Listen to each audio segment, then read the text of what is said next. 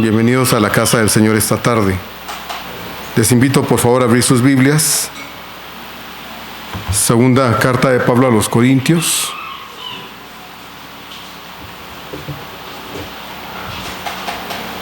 Segunda carta de Pablo a los Corintios.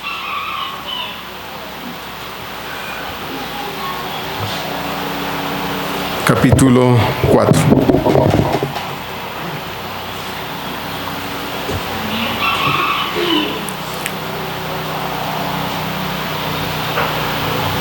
Segunda carta a los Corintios 4.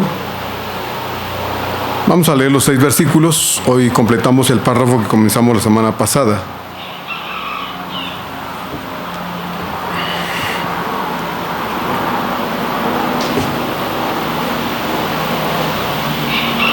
Voy a leer del 1 en adelante. Cuando llegue al verso 3 le pido me acompañe para completar el párrafo hasta el verso 6. Yo leo 1 y 2. Ya me acompaña usted leyendo el resto del texto. Dice así la palabra de Dios, 2 Corintios 4, 1 al 6. Por lo cual, teniendo nosotros este ministerio según la misericordia que hemos recibido, no desmayamos. Antes bien renunciamos a lo oculto y vergonzoso, no andando con astucia, ni adulterando la palabra de Dios, sino por la manifestación de la verdad, recomendándonos a toda conciencia humana delante de Dios. Juntos. Pero si nuestro evangelio está aún encubierto, entre los que se pierden está encubierto, en los cuales el Dios de este siglo cegó el entendimiento de los incrédulos, para que no les resplandezca la luz del evangelio de la gloria de Cristo, el cual es la imagen de Dios. Porque no nos predicamos a nosotros mismos, sino a Jesucristo como Señor, y a nosotros como vuestros siervos por amor de Jesús. Porque Dios, que mandó que de las tinieblas resplandeciese la luz, es el que resplandeció en nuestros corazones para la iluminación del conocimiento de la gloria de Dios en la faz de Jesucristo. Amén. La predicación de la palabra de Dios tiene 2 enfoques fundamentales. Por un lado, la presentación del evangelio a los no creyentes y por otro lado, la edificación y fortalecimiento de la iglesia de Cristo. Y todo esto no lo hace el predicador, sino el Espíritu de Dios por medio del predicador, quien es solo un instrumento en las manos de Dios, instrumento que debe estar siempre bien dispuesto a ser utilizado con veracidad y fidelidad a la palabra de Dios. El tema de esta reflexión es el ejercicio fiel de un gran ministerio, el ejercicio fiel de un gran ministerio. La predicación y la palabra de Dios, hermanos, son 2 funciones muy importantes dentro de la vida espiritual de la iglesia de Cristo. Pero aparte de ser importantes, también son 2 funciones muy delicadas.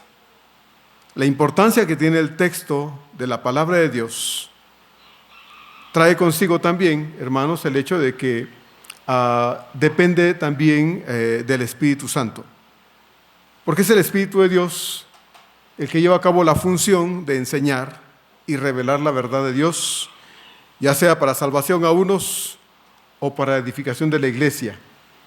Pero esta función que requiere esta responsabilidad, también requiere, además, hermanos, seriedad, dependencia del Espíritu Santo y fidelidad, suficiente como para desarrollarse de tal manera, hermanos, que quienes escuchen el mensaje de la palabra de Dios puedan, por un lado, o entender el evangelio que trae las buenas nuevas de salvación a quien no lo conoce y que en base al entendimiento de ese evangelio pueda tomar la decisión de abrir su corazón a Cristo o, si es un creyente, escuchar la palabra de Dios, ser movido a una vida de entrega y decisiones firmes con respecto a su vida espiritual.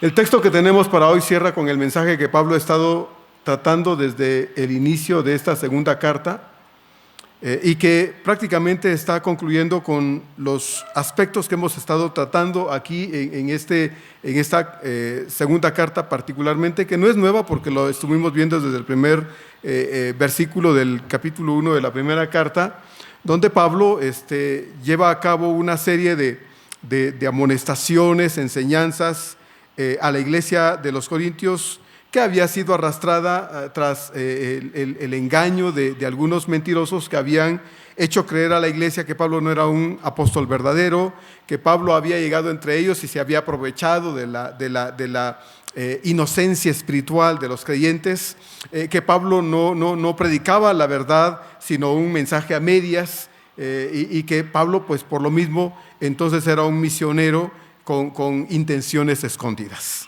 Entonces lo empezamos a ver desde un principio, y en la segunda carta que ya hemos estudiado y avanzado hasta este momento, hermanos, Pablo ha estado insistiendo, no en su defensa por el simple hecho de quedar bien y de esconder cosas, sino porque Pablo tiene la necesidad de abrir los ojos de la iglesia de los Corintios, en este caso, que es a donde la carta ha sido enviada, para que ellos recuerden, hermanos, que lo que Pablo dice tiene un fundamento real. Ellos lo conocen, estuvieron tratando a Pablo por mucho tiempo, y el espacio que él ha tenido de relación y comunión fraternal con la iglesia y ministerial también, ha dado las bases y cimentado, hermanos, en este sentido, la confianza de una iglesia que debe conocer a Pablo no por lo que él dice, sino por lo que él ha demostrado hasta ese momento en su relación con ellos. La conducta de Pablo, como ya lo hemos visto, ha sido una conducta irreprochable, una conducta en la que los creyentes, tanto corintios en este caso como los demás creyentes en las demás áreas donde Pablo ha predicado y se fundó iglesias, se fundaron iglesias, una conducta en la que nadie podía decir, no, a Pablo lo conocemos por tramposo, mentiroso, embustero, alguien que simplemente finge amistad, espiritualidad, y lo único que busca es aprovecharse porque a mí me debe dinero, en alguna ocasión esto, lo otro. No. Lo dijimos en algún momento cuando estudiamos la primera carta, nadie podía decir de Pablo es que es un embaucador, un engañador. Eso no se podía decir de Pablo. Y Pablo tiene que recordarles a los creyentes corintios, pues, que su conducta ha sido irreprochable, y que la mejor recomendación que Pablo puede tener frente a la iglesia de los corintios, en este caso, no es un papel escrito por otras iglesias o cristianos, sino ellos mismos, ¿verdad?, como resultado del efecto de un ministerio que se ha entregado y se ha dado de todo corazón. Entonces, en este caso, vamos a examinar estos versículos que nos quedaron para hoy, los versos 3, 4, 5 y 6, donde Pablo complementa lo que ya dijo en los versos anteriores. La semana pasada lo vimos. Pablo habla de un ministerio incansable, pero que no trajo a su vida y a la de sus compañeros en ningún momento una especie de como de desencanto, desánimo, aunque lo vivieron en un momento dado, porque, hermanos, el trabajo en la obra de Dios siempre va a traer en algunos momentos específicos eso, ¿no? A veces desencanto, a veces dolor, tristeza, incluso enojo. Son cuestiones que vienen a veces mezcladas, hermanos, lamentablemente, porque quien desempeña estas funciones, pues es otro ser humano, ¿verdad? Ha habido gente que piensa que bueno, los maestros, o en todo caso los pastores, deben ser de fierro, ¿verdad? Aguantar de todo, soportarlo todo, no quejarse nunca de nada, estar siempre con una sonrisa de oreja a oreja, aunque esté deshecho, aunque esté pasando por situaciones complicadas, aunque a veces el dolor sea tan fuerte que no importa, tiene que sonreír y demostrarle a la iglesia que es un hombre o una mujer, en todo caso, si es un maestro o lo que sea, alguien dependiente de Dios. Hermanos, y la Biblia no dice eso, ¿verdad? Acuérdense que ahí en Juan capítulo 11 dice que hasta nuestro Señor lloró, ¿verdad? Dice que cuando estuvo frente a la tumba de su amigo Lázaro, dice lloró. Y lloró en alguna otra ocasión cuando vio a su pueblo Israel perdido, alejado, como ovejas sin pastor. Dice que lloró y dijo: Jerusalén, Jerusalén, cuántas veces he querido traerte como la gallina, ¿verdad?, con sus pollitos, y no has querido. Y eso no lo dijo el Señor, hermano, sino con lágrimas, ¿verdad? Alguna vez alguien me preguntó: ¿usted, pastor, ha chillado? Bueno, ¿qué digo, verdad? Les digo, sí. ¿Qué chillón es? Tal vez sea chillón. Pero regularmente lloramos con Dios, ¿verdad? Le decimos cosas a Dios. Hay muchas cosas que a veces, en este caso, ni con la esposa se comparten, ¿verdad? Porque basta con la carga que uno siente en el corazón como para hacer difícil a veces esas cosas y compartirlas con ella, ¿verdad? En este caso.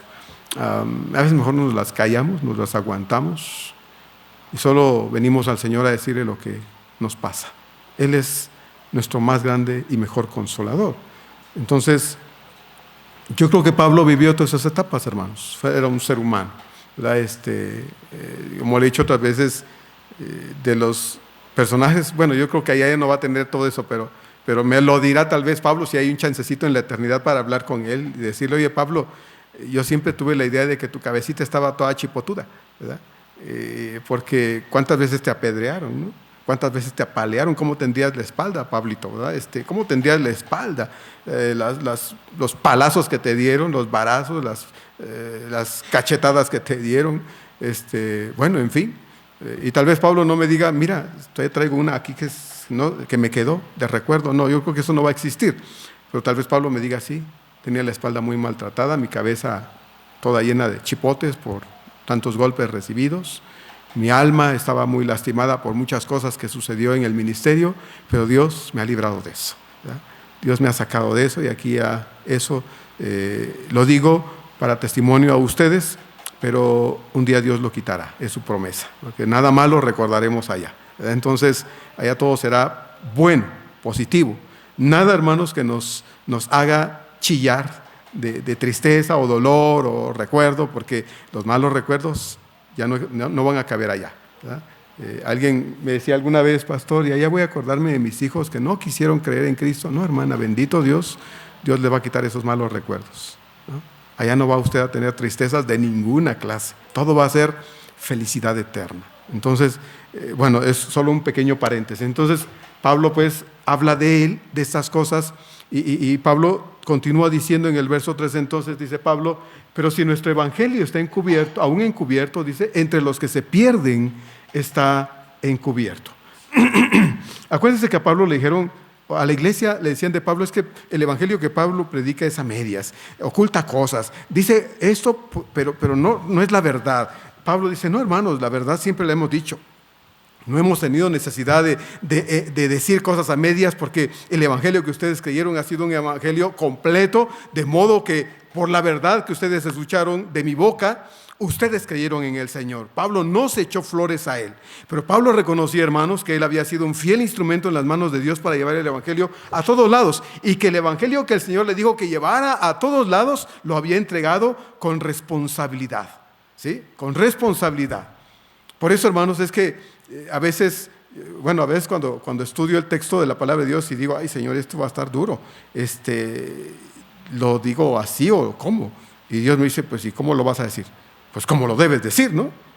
Y así es como se dice. Que a veces no nos gusta, como le digo, a veces dirá alguno: ay, este pastor hoy no había venido, hoy que vengo puras pedradas. Bueno, pues no son las pedradas del pastor, son las pedradas de Dios para usted, si es que las quiere llamar pedradas. Yo diría son palabras de amor, ¿verdad? Siempre, porque pues usted y yo tiramos pedradas, ¿verdad?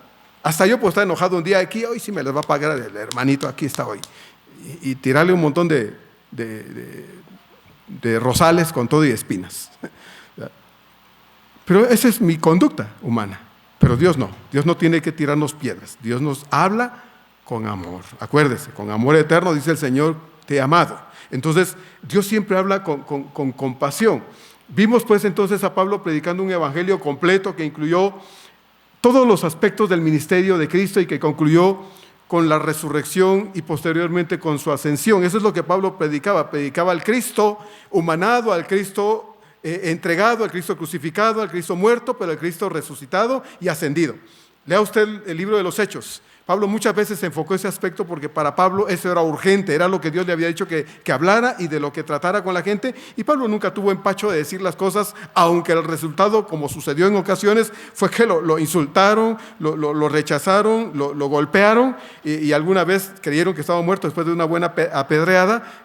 Ese fue el resultado, pero Pablo nunca dijo: Señor, prefiero mejor no hablar mucho porque el resultado es que me golpean, me insultan. No, Pablo siempre habló con la verdad y entregó un mensaje completo, sin engaños a las personas, sin las mañas de los engañadores, que como ya vimos la semana pasada, hermanos, practicaban en su tiempo estas cosas para sacar provecho a ellos, sí, de la gente que era como un poco inocente en ese sentido, muy a veces abiertos a oír todo y a recibir de todo, y que a veces eran objeto de abuso de algunos. Pablo dijo: yo, hermanos, no he tenido que hacer uso de ninguna de estas cosas. Hemos renunciado, como ya dijo en el verso 2, a esas cosas ocultas y vergonzosas, porque no creemos que sea necesario, porque el evangelio de Dios se basta a sí mismo para convencer el corazón de quien sea, ¿verdad? Entonces no tenemos que andar, hermanos, con medias verdades o diciendo ciertas cosillas para ver si usted reacciona. No. El mensaje de la palabra de Dios se entrega como debe entregarse, y Dios es, por medio del Espíritu Santo, quien trabaja en el corazón de cada quien. Así es que Pablo dice: nosotros no hemos tenido que usar de cosas ocultas y vergonzosas, como sucedía en su tiempo, y como dijimos la semana pasada, hermanos, sucede en nuestro tiempo también, lamentablemente, cuando vemos a hombres que dicen ser siervos de Dios, no solo pastores, ¿verdad? Ahora hay de toda clase, que de pronto se descubren cuestiones que viven en lo oculto, ¿verdad? Y que causan vergüenza, ay, miren lo que nos enteramos, y se hace público, y lo que sucede es que ese hombre, junto con su familia, pasa vergüenzas. Pero no solo es ese hombre y su familia, hermanos, especialmente el reino de Dios. La obra de Dios es la que más sufre el efecto de estas malas obras, de estas malas cosas, cuando se descubren. Pablo pues dice que el mensaje del evangelio que él predica, aunque él dice en plural en el verso número 3, si nuestro evangelio, aunque Pablo usa el plural para hablar aquí, es un mensaje claro que él particularmente ha entregado, obviamente con apoyo de sus compañeros de ministerio, que no ha escondido nada, sino todo lo contrario, porque su deseo ha sido que todos los que escuchen el mensaje de salvación oigan el mensaje, entiendan el mensaje que él predica y sean traídos con el poder del Espíritu de Dios al arrepentimiento. Sin embargo, Pablo dice, aun cuando ese ha sido el propósito y el resultado ha sido la apertura de muchos creyentes al Evangelio y la siembra de muchas iglesias para la gloria de Dios, dice Pablo, aún el mensaje del Evangelio sigue estando encubierto. Y Pablo dice, pero no es por nosotros. No es porque estemos diciendo las cosas a medias y la gente al final diga, ¿quién sabe qué dijo? Mire, habló mucho y no entendimos nada. No, Pablo dice, hablamos poco tal vez, pero de tal forma que el mensaje se entienda, porque el objetivo es que la gente oiga un mensaje, lo entienda claramente y el Espíritu de Dios mueva el corazón de esa gente a una conversión sincera a Cristo, de modo que pasen de las tinieblas a la luz del Señor. Entonces Pablo tenía la responsabilidad de pedirle a Dios, Señor, ahora que voy a predicar allá, ahora que voy a estar en tal ciudad, ahora que voy a tratar con esta gente en este lugar, ayúdame, Señor, para que yo pueda hablar con claridad, para que, Señor, el mensaje que yo voy a compartir sea lo que tú quieras hablar a través mío, y que quienes escuchen, Señor, sean intelectuales o gente que no sabe distinguir una letra de la otra, Señor, porque no conocen de estas cosas. Padre, todos puedan oír y entender. Que el Espíritu de Dios habilita el corazón de todos, tanto como el corazón, para que, oído el mensaje de salvación, lo puedan recibir y puedan creer en ti. Y Pablo se esforzaba para que así fuera, hermanos. Nunca pensó, ¿ahí qué hago? Aquí veo a unos que son intelectuales y estos aquí pobrecitos. Señores intelectuales, hoy les voy a hablar a ustedes, aunque ustedes no entiendan nada. No, Pablo habló dirigido por el Espíritu de Dios, hermanos, y unos y otros eran movidos a la conversión a Cristo. Pablo pues dice que el mensaje del evangelio que él predica está abierto a todos. Sin embargo, dice Pablo, entiendo y sé que muchos no se arrepienten. No es porque el mensaje entonces no llegue claro al corazón de ellos, porque si unos lo entienden, otros también lo pueden entender. Así es que el mensaje llegó claro al corazón de todos, pero algunos cierran su corazón y deciden no creer. Se endurecen al mensaje de salvación, no quieren abandonar su vida de pecado y tampoco les interesa nada con Dios. Por lo tanto, entonces dicen, no, yo no quiero saber nada de este Cristo, yo no quiero saber nada de este evangelio. Así pues, dice Pablo, por esta razón el mensaje está encubierto. Porque como en el caso de los judíos del tiempo de Pablo, que rechazaban todo asunto relacionado con Cristo porque seguían creyendo, como todavía siguen creyendo hoy los judíos de este tiempo en la actualidad, que el Cristo de las Escrituras, hermanos, solo fue un hombre, un simple hombre, y no el Mesías, porque siguen esperando a su Mesías. A Pablo le dolía la dureza del corazón de su pueblo, porque a quienes él deseaba ver abiertos al mensaje del evangelio de Jesucristo eran sus propios hermanos de raza. Aunque obviamente eso no significa que a Pablo no le alegrara que otras personas como los gentiles abrieran su corazón al Señor, ¿verdad? Recuerde usted que cuando los judíos cerraron el corazón al evangelio, Pablo se volvió a los gentiles y las multitudes se volvían al Señor. Y por eso es que las iglesias, ¿verdad?, todas las que usted ve en las 13 cartas de Pablo, pues todas son iglesias cristianas en lugares donde el gentilismo o los gentiles predominaba. Habían minorías de judíos que algunos de ellos creían y se integraban a la iglesia del Señor, pero la mayoría de los creyentes de las iglesias estaban conformadas por gentiles. Entonces, a Pablo le alegraba, pero el dolor de su corazón era porque él quería ver a sus hermanos de raza convertidos a Cristo, y estos eran los primeros en maldecir muchas veces y en cerrar su corazón a no escuchar. Dios desea la salvación de todos, hermanos. Dios busca que la gente crea en Él. Dios está comprometido para que la gente crea en Él y abra su corazón. Usa hombres y mujeres de todas clases, circunstancias de todas clases, para que las personas puedan escuchar el mensaje de salvación y entender, darse cuenta que necesitan a Dios para un cambio de vida. Pero es cierto, y usted lo estará diciendo pensando en su corazón, pero no muchos quieren creer en Él. Así es, muchos cierran su corazón. Pero Dios sí desea la salvación de las personas. Dios quiere acercarse a las personas, pero muchas veces las personas no quieren acercarse a Él, ¿verdad? La gente no quiere acercarse sinceramente a Dios. Como dice el Evangelio de Juan, capítulo 9, versos 39 al 41. Dice así este texto de la Escritura. Dijo Jesús: para juicio he venido yo a este mundo, para que los que no ven, vean, y los que ven sean cegados. Entonces algunos de los fariseos que estaban con él al oír esto le dijeron: ¿acaso nosotros somos también ciegos? Jesús les respondió: si fuerais ciegos no tendríais pecado, mas ahora porque decís vemos, vuestro pecado permanece. Hay quienes creen que están cerca de Dios porque hacen cosas, viven de tal manera que piensan que su forma de vida, las obras que hacen, les han abierto las puertas del cielo. Y solo se está esperando el cielo a que se mueran para recibirlos alegremente porque se lo ganaron.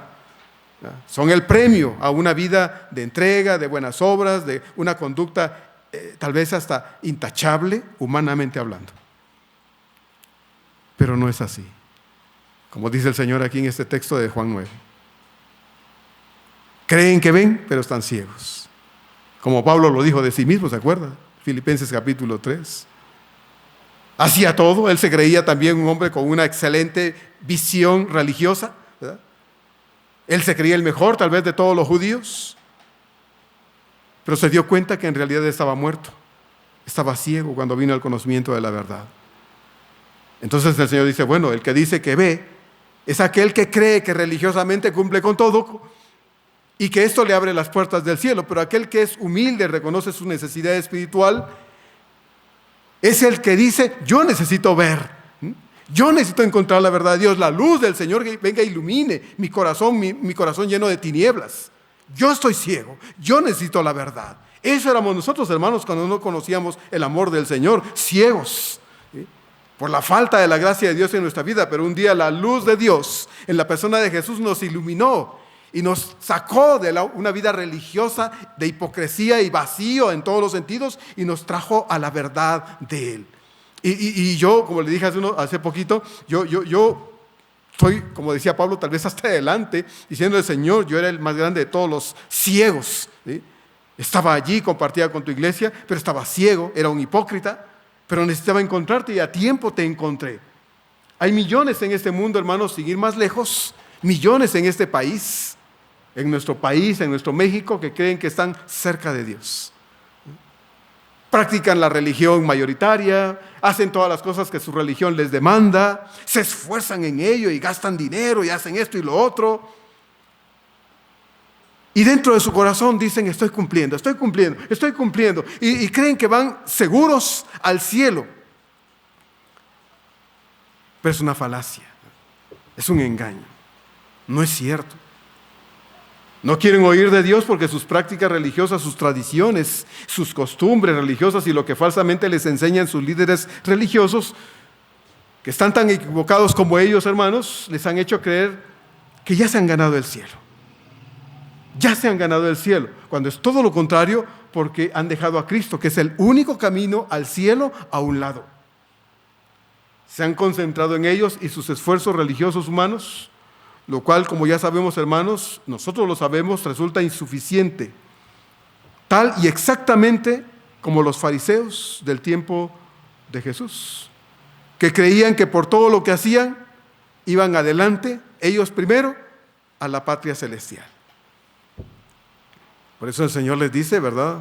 Ahí en Mateo 23, ciegos, guías de ciegos. Jesús no quiso insultarlos, pero les dijo su realidad interna. Les dijo lo que eran, cómo vivían. Cumplían con todo, pero estaban ciegos. Y todo lo que hacían en realidad no servía. Pablo por eso dice entonces, nuestro evangelio aún está encubierto, sí, encubierto, y la expresión encubierto no significa que nosotros, dice Pablo, estamos haciendo algo para no decir la verdad. No, estamos diciendo la verdad, pero sigue siendo como un velo, tomando la idea de Moisés, ¿se acuerda? En el desierto, Éxodo 34, como un velo, ¿verdad? Que no permite que la gente pueda ver la verdad, que no permite ver la verdad. El velo de la religiosidad, el velo del éxito, de la comodidad en el pecado, ¿verdad? Eso no permite a la gente oír a Dios, ¿verdad? Dicen, no, yo no necesito a Dios, yo estoy muy bien como estoy. Cuando llegue el final de mi vida, ese día me voy a arrepentir. Bueno, si es que hubiera tiempo y ocasión para eso, la gente piensa que así va a ser. Pablo dice entonces, no, ya no hay más oportunidad. Así que el evangelio, aun cuando sigue siendo predicado todos los días, en todos los lugares, hermanos, sigue siendo un mensaje desconocido para muchos. No porque no se predique, la expresión desconocido no indica que hay lugares donde el evangelio no se predica. Creo que el evangelio ya se predica en todo el mundo. Se hace un esfuerzo, hermanos, sobrehumano. Las editoriales cristianas hacen un esfuerzo sobrehumano para traducir por lo menos el Nuevo Testamento y algunas porciones por separado de las Escrituras. Por ejemplo, el evangelio de Juan, que es un evangelio que se traduce o se imprime en muchos idiomas, ¿sí? Porque la idea es que la gente lea la palabra de Dios. Hemos estado en algunos lugares y hemos tenido que hospedarnos en algún hotelito por ahí, y yo creo que, si no todos, la mayoría de nosotros, cuando hemos ido a algún lugarcito a hospedarnos, a veces por sencillo que sea el lugar, y usted abre ahí un lugar o ahí en un burocito, ¿verdad? O en la cabecera de la cama o en el baño, en algún lugar, alguien fue y dejó un Nuevo Testamento, de esos azulitos chiquitos. Alguien fue y lo dejó. ¿Por qué? ¿Le sobra dinero? ¿O cuál es el chiste o qué es el asunto? No. Pero hay un grupo, ¿verdad?, que se dedica a invertir millones de dólares para comprar esos Nuevos Testamentos chiquititos y dejarlo ahí, para que a alguien le interese tomarlo y leerlo, ¿sí? Hermano, el evangelio se predica. Es el hombre el que ahora debe responder. Y si está encubierto, no es porque el evangelio entonces no sea anunciado, es porque la gente sigue siendo dura de corazón y cerrada al mensaje de salvación en su corazoncito. Pablo dice entonces en el verso 4, en los cuales, dice entonces, el Dios de este siglo cegó el entendimiento de los incrédulos, para que no le resplandezca, dice Pablo, la luz del evangelio de la gloria de Cristo, el cual es la imagen de Dios. Ahora, ¿por qué está el hombre todavía como con un velo que no le permite ver? Bueno, dice Pablo, porque el Dios de este siglo, es decir, el diablo, ¿sí? El diablo cegó el entendimiento. Entonces yo no tengo la culpa de no conocer a Cristo. ¿Es el diablo el culpable? No, momento. No es el diablo. El diablo hace su trabajo. El diablo estorba. El diablo es padre del pecado. Es el origen de lo malo. Pero el hombre es responsable de sus decisiones. El hombre es responsable de sus decisiones. Es como nosotros, hermanos. Es que el pastor nunca me buscó para instruirme en la palabra de Dios. Por eso yo siempre fui un cristiano carnal. Y el día que llegue con el Señor, el pastor tiene que estar ahí para explicarle por qué yo no crecí. Momento, hermano. Momento. Usted es responsable de su relación con Dios.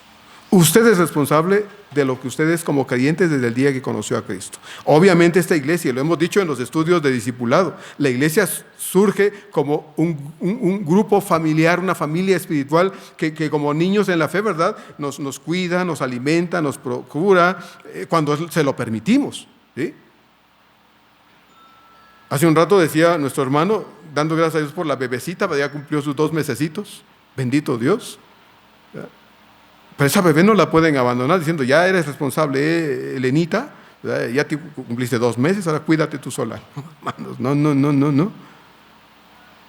Así es la iglesia con sus nuevos creyentes.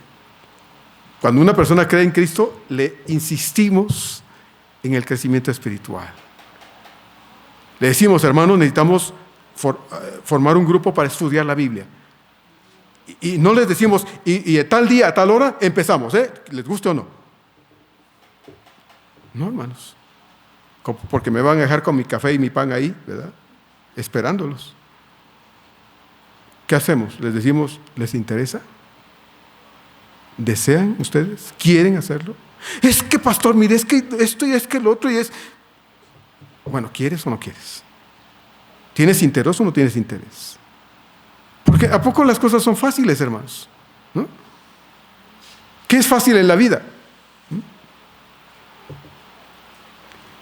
Entonces, si usted desea crecer en el Señor, ¿qué tiene que hacer?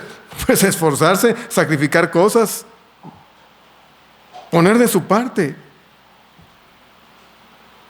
Mi mamá solía decir, no seas como Juan Aragán. Se acuesta abajo del palo y dice, ojalá cayera esa manzanita pelada y partida en cachitos en mi boca.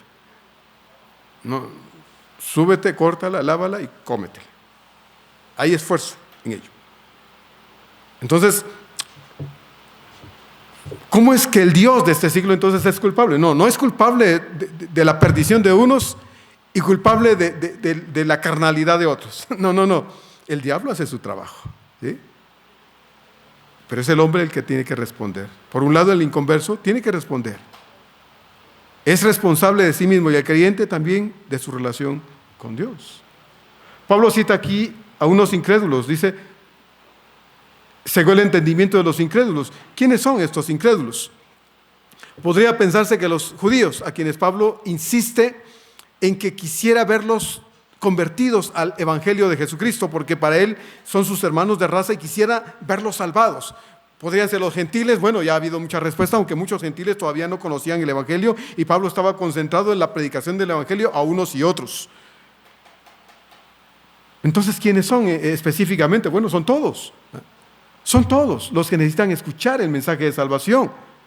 No se hace diferencia entre unos y otros. Obviamente, cuando yo les he dicho, hermanos, y lo vuelvo a decir ahora a propósito, si usted tiene alguien cercano a usted que no conoce de Cristo y usted no le ha predicado, hermano, usted está dejando de lado una responsabilidad que Dios le da. Pero pastor, es que cuando le intento hablar, pone una carota, imagínense. Bueno, hermanos, pues busque otra forma, busque una manera, invítelo a comer, gástese unos centavos para invitarlo a comer unos tacos en la esquina, ¿sí? Y después dígale, mira, es por esto que yo te invité. O haga algo, no sé, invítelo a ir a Cancún.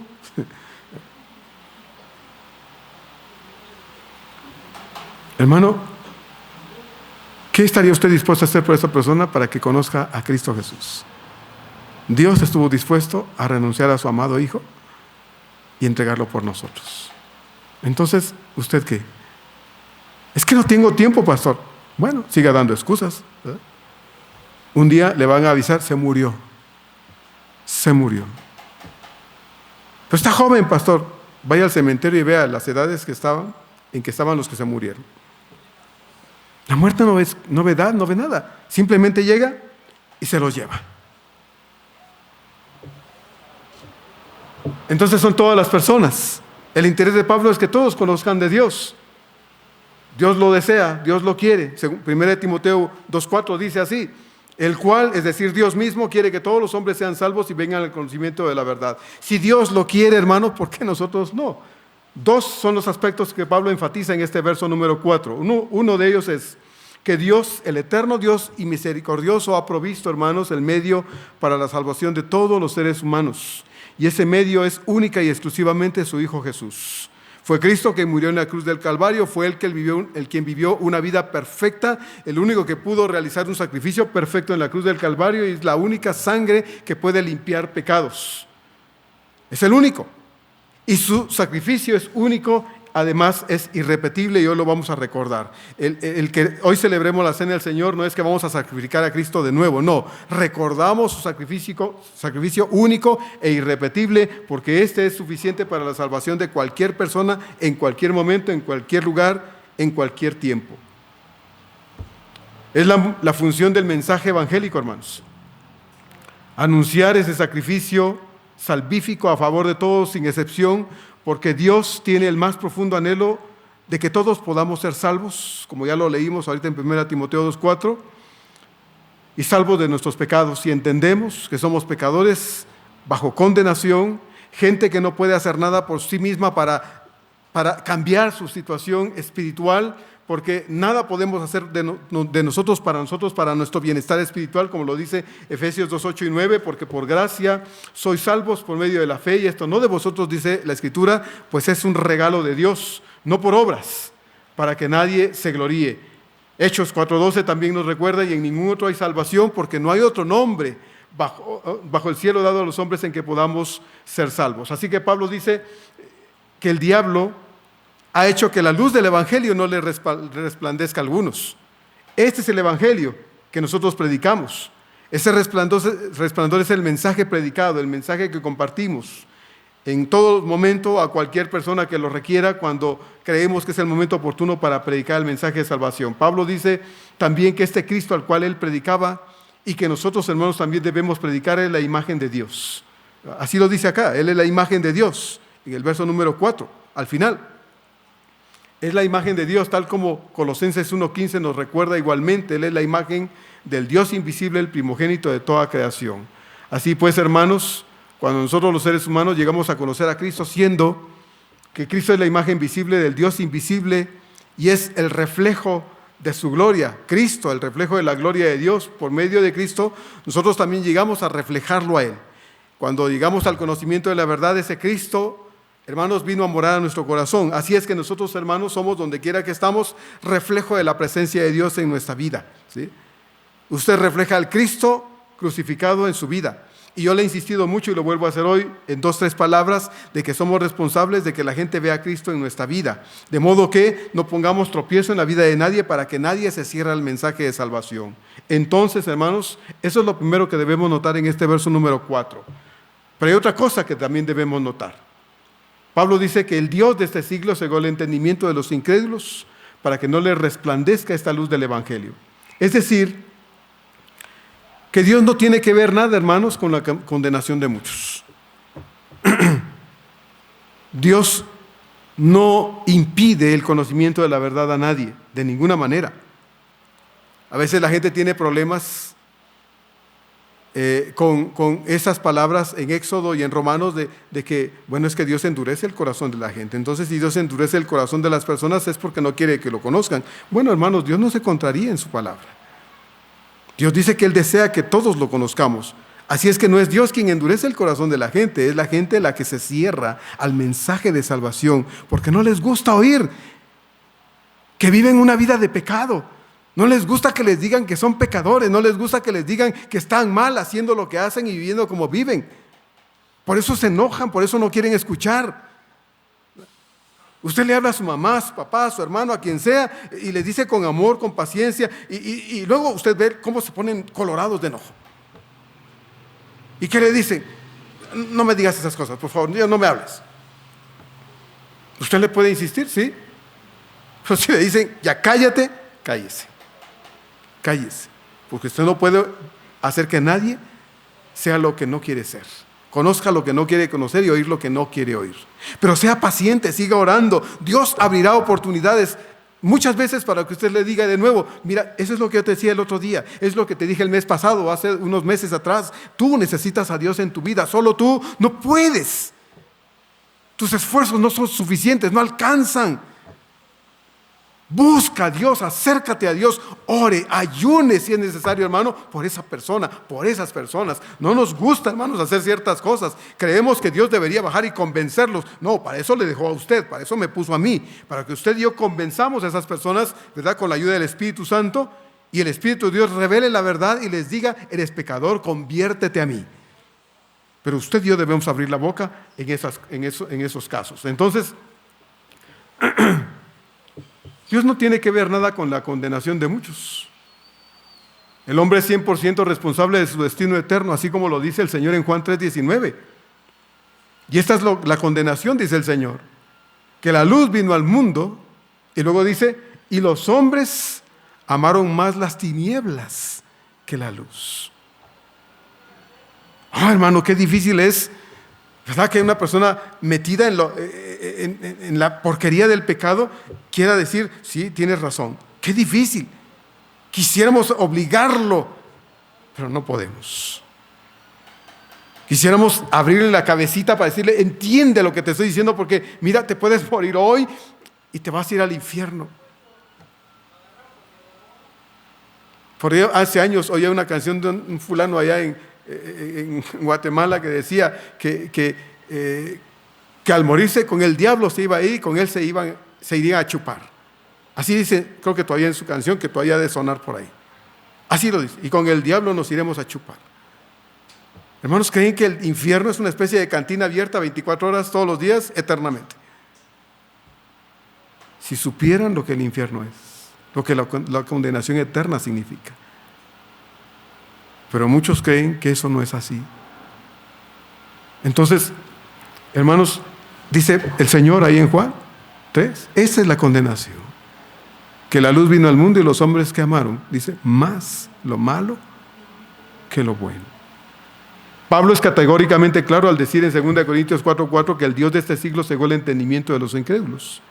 Y aunque es el diablo, hermanos, quien seduce con el pecado a las personas no salvas, son las personas las que deciden voluntariamente vivir como viven y no pueden echar la culpa al diablo de su situación espiritual, ni tampoco a Dios de su separación con Él. Porque cada uno elige oír a Dios y encontrar el perdón y la vida eterna ante el mensaje que se les predica y comparte, o rechazar a Dios y su amor y como resultado o consecuencia de ello sufrir la condenación eterna, sin Dios y sin esperanza eternamente. El diablo es quien gobierna este mundo de pecado. Es lo que él dijo ahí en el Evangelio de Lucas capítulo 4 verso 6 cuando tentó al Señor. Le dijo estas palabras ahí en Lucas 4:6 al mismo Señor: a ti te daré toda esta potestad y la gloria de ellos, dice el diablo, porque a mí me ha sido entregada y a quien quiero la doy. Sí, el diablo gobierna este mundo de pecado. Por eso dice Pablo aquí: el Dios de este siglo, el Dios de este mundo, el Dios del pecado, el diablo. Y lo escribe con minúscula porque no es el Dios de las Escrituras, no es el Dios eterno, el Dios salvífico, es el diablo. Es la misma palabra. Y aquí la escriben en minúscula porque está haciendo la distinción entre el Dios eterno y entre el diablo, que es el padre de pecado. Entonces, es el diablo quien gobierna este mundo de pecado. Él ejerce sobre todo el mundo, hermanos, su influencia, su autoridad, porque a él le fueron otorgados. Jesús llama en diversas ocasiones al diablo el príncipe de este mundo.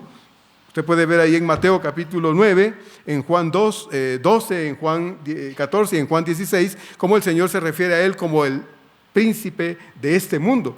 Y aquí Pablo le dice el Dios de este siglo, porque el diablo, hermanos, es quien tiene pues el gobierno y el control sobre toda persona que no ha experimentado el verdadero perdón de Dios en su corazón.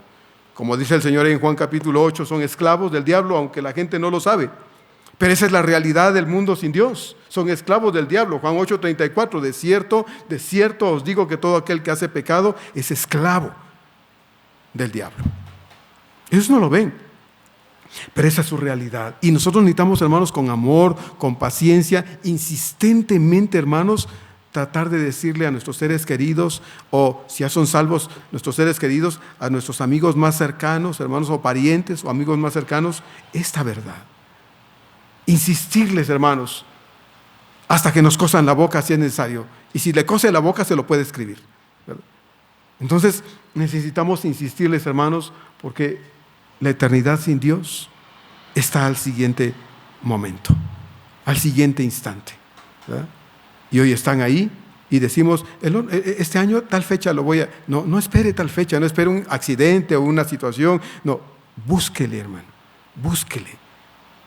Porque urge que ellos conozcan el amor de Dios. Además, no solo son esclavos del diablo, no son hijos de Dios. Lo vimos hoy en la escuela dominical. No todo aquel que se ha arrepentido sinceramente de sus pecados y no ha pedido perdón por ellos, no ha confesado a Cristo como Señor y Salvador personal, es un hijo de Dios. Todos los que somos hijos de Dios somos los que hemos confesado a Cristo como Salvador personal. Pero el que no lo ha hecho no es hijo de Dios. Así que, aunque el diablo es la fuente y el origen del pecado y seduce a las personas a pecar, esclavizándolas en el pecado, no es responsable, hermanos, de que muchos vayan a la condenación eterna, porque cada persona finalmente decide oír el mensaje, entender el mensaje y tomar una decisión. Unos dicen sí, y son los más, son los pocos, perdón, y otros dicen no, y son los más, como el Señor dice en Mateo capítulo 7. Entren por la puerta estrecha, porque ancha es la puerta y espacioso el camino que lleva a la perdición, y muchos son los que van por ahí, porque angosta es la puerta y estrecho el camino que va a la vida, y pocos son los que van ahí.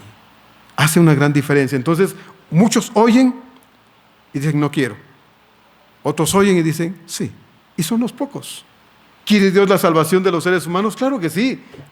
Dios lo quiere. Ezequiel 18, 23 y 32 dice así: quiero yo la muerte del impío, dice Jehová el Señor, no vivirá si se apartara de sus malos caminos. Y yo pongo malos, aunque el texto no lo dice, porque eso es obviamente lo que el texto está diciendo. Verso 32 dice, porque no quiero la muerte del que muere, dice Jehová el Señor, convertíos pues y viviréis. Convertíos y viviréis. Y es el llamado que debemos hacerle a las personas: arrepiéntete de tus pecados. Mira, hoy Dios es Salvador, Dios es el Dios de amor, pero un día será tu juez, ¿sí? Y entonces te va a decir: al infierno, al fuego eterno, con el diablo y todos los que hicieron maldad. ¿Hiciste tu voluntad en la tierra? Bueno, pues que se haga tu voluntad en el infierno eternamente, al fuego eterno. Hermano, eso será terrible para muchos. Y debemos decírselo, claro, no con saña, ¿verdad?, sino con amor, con misericordia, hermanos, con mucha paciencia. Usted haga lo suyo, hermano. Usted y yo hagamos lo nuestro. Es tarea del Espíritu de Dios quebrantar ese corazón. Pero será responsabilidad de ellos lo que hagan con lo que usted le comparta. Pero hagámoslo, hermanos, hagámoslo. Como le he dicho otras veces, hay creyentes que nunca han compartido a Cristo en toda su vida. No saben qué es hablarle a alguien de Dios. Dicen, no, yo oro por para que otros vayan. Sí, hay que orar, pero usted también tiene que ir. Hermano, usted es testigo de Dios. Usted, como le dije algunos de estos domingos, hermanos, si todos los que estamos aquí le habláramos a una persona en el año, oramos y le decimos a alguien y le insistimos y le traemos, ¿cuántas personas nuevas habrían acá? El doble. Pero muchas veces nos conformamos. No, pues que el pastor lo haga, ¿verdad? Que la hermana de evangelismo lo haga. Que los diáconos vayan y prediquen. No, hermano, también es responsabilidad de usted. Usted tiene la obligación, y le pongo esa carga fuerte hoy en su corazón. Ay, pastor, se la dejo ahí. Le dejo esa carga. Los que están a su alrededor necesitan que usted les hable. Y si se van al infierno, usted tendrá que darle cuenta a Dios de eso. Usted tendrá que hacerlo. Entonces, hermano, ya lo puse. ¿Sí? ¿Oyó bien? Póngase un dedito aquí, ¿sí?, para que lo que le entra por aquí no se le salga por el otro lado. Necesitamos ser valientes y hablar de Cristo. Si esa persona con la que usted sale y se divierte y le estima no conoce a Dios, Dios no le puso ahí un inconverso a su lado para que usted esté feliz con el inconverso. No, es para que usted le traiga el conocimiento de Dios y no al revés. No para que Él se lo lleve al mundo, ¿no? Es para que usted lo traiga a los pies del Señor. El hombre sin Cristo está muerto. Ellos no lo saben. Pero usted sí, hermano, y usted tiene que ayudarlo a darse cuenta de ello. Efesios 2:1 dice, y Él os dio vida a vosotros, hablando de nosotros. Pero así es la situación del que está allá sin Dios. Cuando estaba ahí dice, muertos en vuestros delitos y pecados. Entonces, sí, el diablo hace lo suyo. Está detrás de todo lo malo que pasa en el mundo. Desata guerras, odios, todo eso que está ahí. Y al resultado de eso la gente dice, ahí está, si Dios existiera, la guerra y la miseria y el hambre y esto y el otro. Por eso yo no creo en tu Dios. Bueno, está bien. ¿Ya? Está bien. Yo no le voy a abrir el corazón para cambiar su mentalidad. Pero voy a insistirle si me deja para que un día ojalá quiera saber que no es Dios culpable de estas cosas, es el mismo hombre, por su pecado, el que ha creado todo este caos en el mundo. ¿Sí? Él hace su obra entonces, el diablo. Él es el origen de todo lo malo, pero cada persona es responsable de sí mismo delante de Dios, no el diablo. Cada uno debe responder personalmente delante de Dios al llamado que hace al corazón del no creyente, ya sea oyendo, creyendo sinceramente, en todo caso si no conoce a Cristo, o en caso de nosotros hermanos, porque no nos quedamos fuera de esto, haciendo nuestro el mensaje de la palabra de Dios para nuestro bienestar y fortalecimiento espiritual. Porque aunque hablamos de evangelismo, no decimos, bueno, hoy me pongo a dormir aquí porque el pastor está hablando de evangelismo. No. Usted necesita oír que es responsable de compartir el mensaje de salvación y que debemos crecer en la palabra de Dios, hermanos, porque una persona que no crece en el Señor y está todo verde espiritualmente, pues ¿cómo puede entender que es responsable de la vida de la salvación de otros, verdad? ¿Cómo puede entenderlo? Si no puede entender que debe crecer en el Señor. Entonces necesitamos oír y oír mejor. Verso 5 dice Pablo, porque no nos predicamos a nosotros mismos, sino a Jesucristo como Señor y a nosotros como vuestros siervos por amor de Jesús. Contrario a las actitudes de los corintios que buscaban su propia gloria, y lo vimos en la primera carta, hermanos, y el ser reconocidos por otros, por eso tenían sus bandos ahí adentro de la iglesia. Pablo dice que él y sus compañeros de ministerio no. Pablo predicó el mensaje de salvación fundamentado en la persona de Jesucristo y no exigió jamás nada para él. No dijo, hermanos, ahora sí, miren, necesito que me den. No, usted lo sabe. En la primera carta vimos que Pablo dice, hermanos, yo nunca busqué nada de ustedes. No me interesó nada de ustedes. Ustedes me interesaron, no lo que ustedes tienen. Esa fue la consigna de Pablo siempre. Llegamos y nuestras manos nos fueron útiles cuando ya no hubo recursos económicos para suplir lo que hizo falta y jamás fuimos carga para la obra del Señor. Mientras hoy muchos pastores exigen un trato de reyes, ¿verdad? Porque eso usted lo puede ver hoy, eso, como le he dicho, muchas de estas cosas ya no se hacen en lo escondido, hermanos. Desgraciadamente se ha salido al público, se ha hecho público, por eso a veces los inconversos dicen, no, pastores se hacen ricos. Hasta un señor por ahí, mi paisano en su canción dice, se hace rico el pastor con la fe de los cristianos, ¿verdad? Bueno, pues está bien. Esa es la perspectiva que tienen, porque desgraciadamente, hermanos, muchos sí lo hacen, ¿verdad? Se enriquecen con los creyentes, explotan a la iglesia del Señor. Pablo dice, nosotros no. Nosotros predicamos el evangelio y no nos interesó lo que ustedes tenían, nos interesaron ustedes. Hoy muchos viven como reyes, exigen a la iglesia porque creen que se merecen que la iglesia les dé lo que ellos creen merecer. Yo me pregunto, hermano, muchas veces cuando veo a estos pastores abusando de las iglesias del Señor, yo me pregunto, ¿cómo puede alguien abusar de la iglesia del Señor así? ¿Verdad? ¿Cómo puede un hombre decirles, no, aquí esto y esto y esto y esto? Yo quiero, yo me merezco, yo soy el siervo de Dios y ustedes me tienen que atender y servir. Y digo, ¿cómo pueden hablar así? Pero ¿sabe qué es peor que esto? Que la iglesia a la que se le exige esté calladita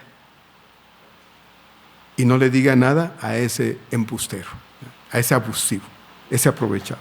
No le diga nada. Eso es lo peor. Es lo que yo me pregunto, ¿cómo pueden unos hacer esto? ¿Y cómo puede la iglesia permitir eso? ¿Verdad? ¿Cómo la iglesia lo permite? Porque una cosa es que alguien quiera aprovecharse de la iglesia, hermanos, y lo intente, pero otra cosa es que la iglesia lo permita. ¿Sí? Otra cosa es que la iglesia lo permita. Pablo se sentía en paz, tranquilo, porque él al menos y sus compañeros misioneros no habían sido abusivos, no se habían aprovechado de los corintios ni de ninguna manera. Y se habían concentrado en hacer lo que el Señor les había enviado a hacer, predicar el evangelio cuando no conocían al Señor, para que conocieran al Señor. Y una vez convertidos a Cristo, instruirlos en la palabra del Señor para su crecimiento y desarrollo espiritual. Pablo dice además que no solo eran siervos de Cristo, es lo que dice en el verso 5. No nos predicamos a nosotros mismos, no venimos a decirles, miren qué excelente predicador tienen frente a ustedes. No, Pablo jamás habló maravillas de Él. Él habló maravillas de su Señor. Y es del Cristo a quien Pablo trajo a los corintios a enamorarse, no de Él. Pablo, no, por eso, ¿se acuerdan cuando decían unos al principio, es que en la iglesia algunos dicen yo soy de Pedro, otros yo soy de Cefa, yo soy de Apolos, yo soy de Cristo, yo soy de Pablo. Dice Pablo, ¿qué? ¿Yo morí por ustedes? ¿Yo hice esto por ustedes? Dice, miren, el Señor nos envió a predicar el Evangelio. Algunos los bauticé. Y ni me acuerdo de quiénes, dice Pablo. Miren qué cosa tan extraordinaria. Ni me acuerdo a quiénes bauticé. No me interesaba a mí bautizar a nadie, sino a predicar a Cristo y a este crucificado y resucitado. Esa fue mi intención y eso es lo que hice. Entonces Pablo dice, bueno, mi intención fue traer el mensaje de salvación, porque soy siervo de Cristo. Y luego dice Pablo, y no solo soy siervo de Cristo, además soy siervo de ustedes, hermanos.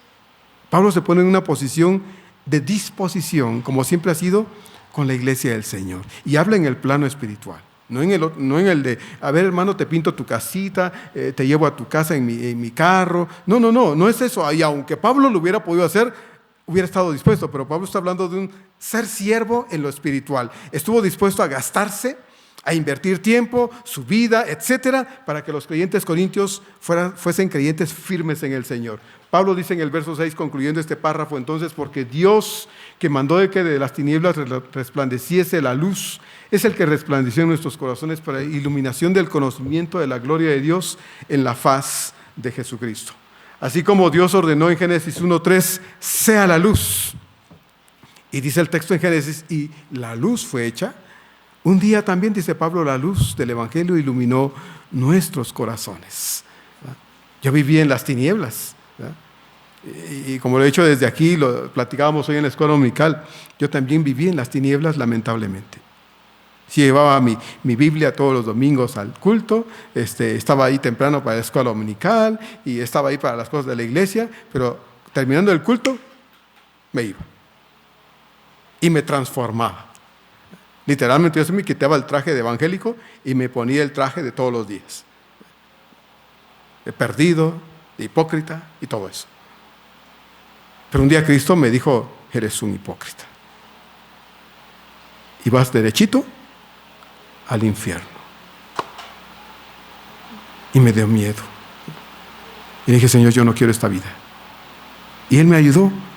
Me trajo con paciencia al conocimiento de la verdad. Pablo dice entonces, porque Dios que mandó que de las tinieblas resplandeciese la luz, dice, el que resplandeció en nuestros corazones, dice, para iluminación del conocimiento de la gloria de Dios en la faz de Jesús. Entonces, así, la luz de Dios, hermanos, vino a nuestra vida con la llegada de Cristo como nuestro Salvador personal. La luz de Dios en la persona de Jesús llegó a nuestra vida. Ahora usted y yo no podemos decir que estamos en las tinieblas. No. Vivimos en ellas un tiempo, mucho tiempo, pero un día Cristo nos sacó y nos trajo a su luz verdadera. Y hoy, hermanos, nos sentimos alegres. Cantamos al principio hoy, ¿verdad? Este es mi deseo. ¿Qué es mi deseo?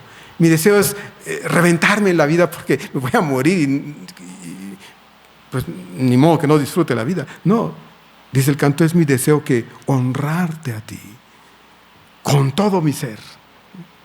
Este es mi deseo, Señor, vivir para ti. Hablar cosas que te honren y te glorifiquen, Señor. Tener pensamientos, Señor, que dignifiquen la presencia de tu Espíritu en mi corazón. Cuando me dicen algo, contestar de manera adecuada, Señor, porque ahora tú modelas mi forma de hablar. Tener un carácter que te honre, Señor, todos los días, no solo en momentos de mi vida, no, todos los días. Quiero, Señor, vivir para la gloria de tu nombre. Este es, ¿qué cosa? Mi deseo, Padre. Este es mi anhelo. Aunque al final del día muchas veces, hermanos, nos toque, como nos pasa muchas veces, llorar de frustración, de coraje, porque pude haber hecho lo contrario y fui terco, necio. Eso me ha pasado a mí. Y le doy gracias a Dios porque me sigue pasando muchas veces. Que no llegue el día en que al final del día diga, ay, qué rico estuvo este día, el pecado estuvo bien delicioso. No, hermano, que no llegue ese día jamás. Que podamos, hermanos, honrar a Dios como es el deseo de nuestro corazón. Cristo vino para iluminación de nuestras vidas. Algunos teólogos dicen que no ha traído luz, sino que solo nos iluminó. Pero hermanos, el texto no está diciendo eso literalmente. El texto está diciendo que la luz vino a nosotros y nos iluminó con Él. Pero esta luz, hermanos, habita en nuestro corazón. Jesús dijo, yo soy, ¿qué cosa? La luz del mundo, y esa luz habita en mí. Así es que no solo reflejo al Cristo resucitado, no solo reflejo la gloria de Dios, la luz de Dios está en mí, y por eso Dios me dice, ahora ve y brilla en el mundo. Estoy conectado a Él, y eso no lo puedo cambiar, hermanos. A veces ando medio apagado, ¿sí? Esa es decisión mía, ¿verdad? Que en vez de ser un foco de 1.000.000 de watts, por decir algo, ¿no? Y aquí hay algunos que saben de electricidad, saben que estoy exagerando obviamente, ¿no? Un foco de 1.000.000 de watts, ¿qué sería? Ay, no, esa luz, no puedo ni abrir los ojos. Así deberíamos brillar en el mundo, ¿no? No para dejar ciega a la gente, sino para que ellos vean a Cristo en nosotros de tal forma que no quede duda de que usted es diferente a todos. Entonces, Pablo dice, eso es lo que ha venido a nuestra vida. Ha venido para iluminar nuestras tinieblas, hermanos. No deberíamos alegrarnos con el pecado. El pecado ya no debe caber en nosotros. Como le dije hace 8 días y lo vuelvo a decir hoy, pues pastores, que hace mucho calor, que no, mire, una fría, que me está hablando de una coca, pues invíteme a una. Otra cosa yo no le recibo. Pero es que esta música, pastor, está tan... Bueno, pues usted quiere moverse como tlaconete salado, pues hágalo. ¿Quiere sacudirse como tlaconete salado? Pues hágalo, es su decisión. Usted le va a dar cuenta a Dios. Yo no voy a estar ahí para disculparlo a usted. Yo no. Pues que si quiere echar un churrito. Bueno, pues hermano, usted no necesita un churrito para estar contento. Usted tiene el Espíritu de Dios que produce gozo en su vida permanentemente. ¿No es acaso fruto del Espíritu de Dios el gozo? Usted no necesita música no, usted necesita experimentar ese Dios de gozo en su vida para usted estar siempre, como dice la Escritura, estar siempre gozosos. A veces hay que llorar, sí, hermano. A veces tenemos que llorar, lamentablemente sí. Algo nos hace llorar, nos entristece. Estamos todavía en este mundo, mire, me doy un pellizcón y recuerdo, soy de carne y hueso todavía. A veces lloro, a veces me enojo, a veces se me va los pies, iba a decir el pie, no, se me van los pies con torpezas de mi parte. Pero Dios que está en mí me dice, ey. Y oigo al Espíritu de Dios y digo, perdón, Señor, perdón. Eso no me pasaba antes. Ahora sí, porque el Espíritu que ha iluminado mi corazón está en mí. Y yo debo ser responsable a esto. Entonces, hermanos, es solo y exclusivamente por esta iluminación celestial que nosotros, los seres humanos, podemos ver nuestra condición espiritual. Cuando fuimos inconversos, el vacío de Dios en nuestra vida, y ahora que conocemos a Cristo, la falta de desarrollo espiritual. Porque sí, ya no puedo disculparme con Dios y decir, Señor, es que yo no sabía. No, sí lo sabes. Lo que pasa es que te haces disimulado. Te haces el que no sabes, el que, no sé. No te hagas mustio, dice el Señor. Sabes que estás siendo irresponsable con tu desarrollo espiritual, estás descuidando tu comunión conmigo, estás descuidando tu relación conmigo, estás descuidando tu crecimiento espiritual y no puedes negarlo porque lo sabes. Lo sabes.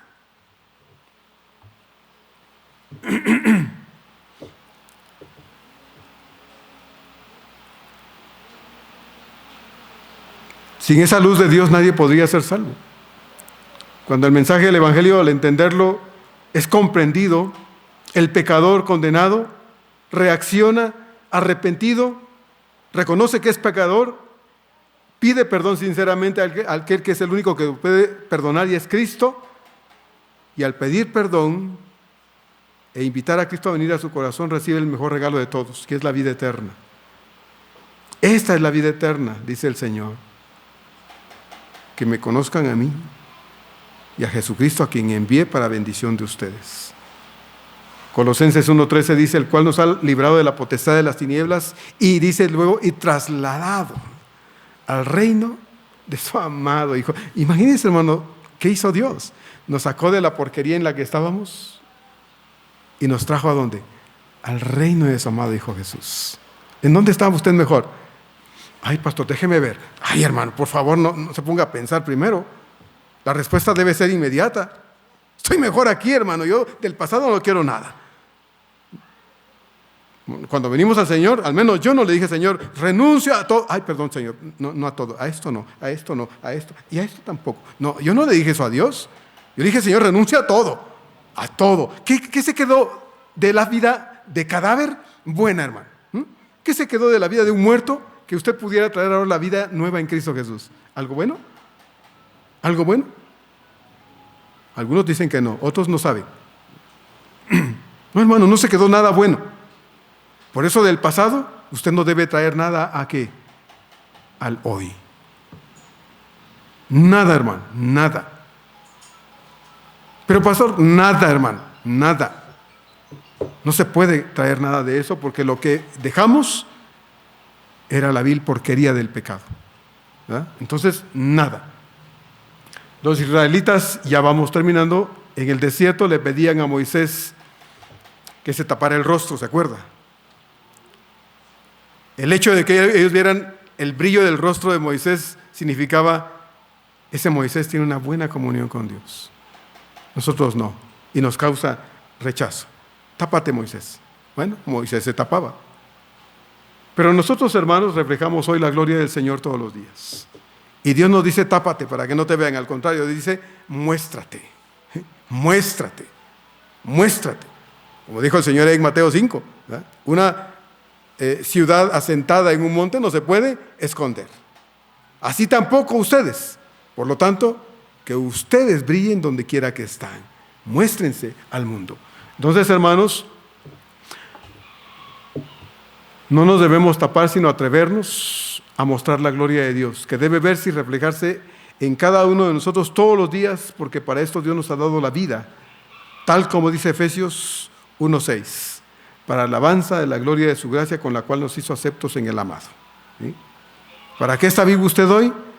Sí, vaya y trabaje, estudie, haga lo que debe hacer y sea responsable, sea el mejor estudiante de todos, sea el mejor trabajador de todos, sea el mejor vecino de todos, ¿sí? Sea el mejor en todas las cosas, de ser posible. Pero, hermano, Dios no lo puso a usted solo para esto, nos puso para que nosotros vivamos para hacer la gloria de Dios. Como dice Efesios 1:6, de nuevo lo leo, para alabanza de la gloria de su gracia, con la cual nos hizo aceptos en el amado. Que Dios nos ayude, hermanos, porque esto no es fácil, pero es más complicado cuando nos descuidamos de nuestra comunión y relación con Dios. Y que no sea nuestro caso. Eso es lo que le pedimos a Dios. Vamos a orar. Amado Padre, en esta tarde agradecemos, porque en verdad, Señor, un día nos trasladaste de la vida miserable que vivíamos y nos colocaste, Señor, en el reino de tu amado Hijo Jesús. Hoy, Padre, nosotros entendemos estas cosas y damos gracias porque tú, Señor, has hecho posible que nosotros podamos tener una vida verdadera. Y esta es la vida que tenemos contigo, amado Padre Celestial. Por lo tanto, Señor, te honramos y te bendecimos y rogamos, ayúdanos, Señor, a vivir la vida todos los días, la vida cristiana, de tal forma, Señor, que otros puedan notar que somos gente distinta desde el corazón. No por la ropa que vistamos, aunque tenemos que ser responsables con estas cosas también, no por el peinado que traigamos, no por las cosas externas que se muestran, sino, Señor, por nuestras actitudes y nuestra fresca manera de vivir, como Pablo dice en Romanos 12. Señor, que podamos pues vivir esta semana para la gloria de tu nombre, como cantamos, y que podamos honrarte, Señor, tal vez a base de muchos esfuerzos y sacrificios. Pero si eso es así, Señor, que sea para agrado tuyo. Te lo pedimos de todo corazón. Que eso sea el sentir y el deseo de esta iglesia, Señor. Te lo ruego de todo corazón. En el nombre de Cristo Jesús. Amén.